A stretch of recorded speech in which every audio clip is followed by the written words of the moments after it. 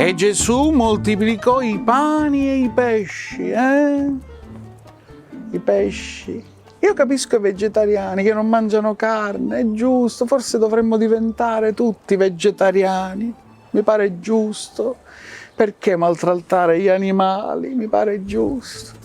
Ma i vegani mi paiono un poco esagerati, non mangiare le uova, ma la frittata ha qualcosa di sacro.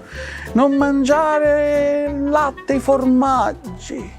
Come si campa una vita senza ricotta? La ricotta è sacra.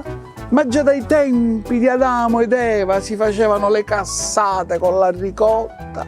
Pure San Giuseppe ha inventato le sfinge di San Giuseppe, i ficilli con la ricotta.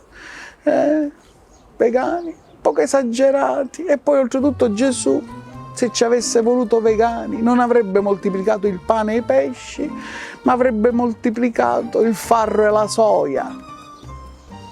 La ricotta è per sempre.